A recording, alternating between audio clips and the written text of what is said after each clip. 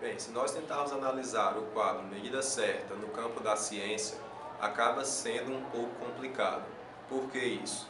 Porque quando nós falamos em medida certa, nós estamos dizendo que existe um padrão que é correto a se seguir.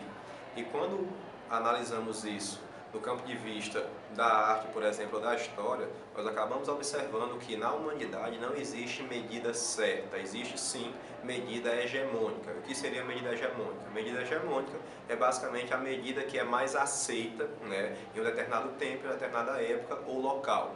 E como nós podemos tentar comprovar isso? Para tentar comprovar isso, basta que nós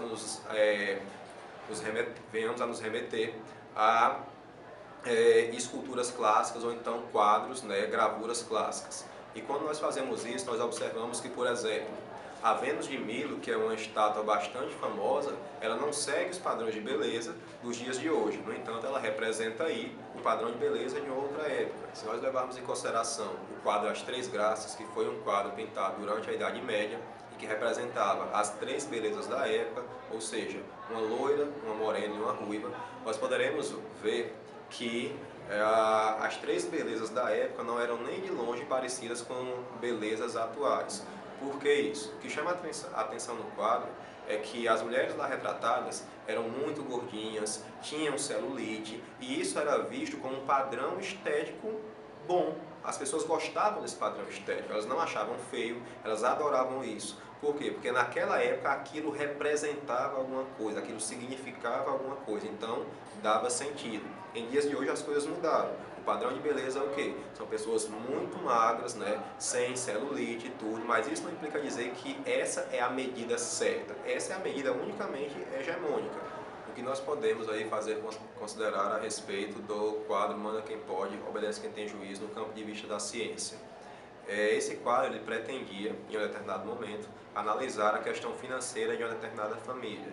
Mas, no decorrer do tempo, acaba se observando que o aspecto financeiro é um pouco deixado de lado, ou completamente, em alguns momentos, e passa a se mostrar questões da vida íntima e da vida privada das pessoas.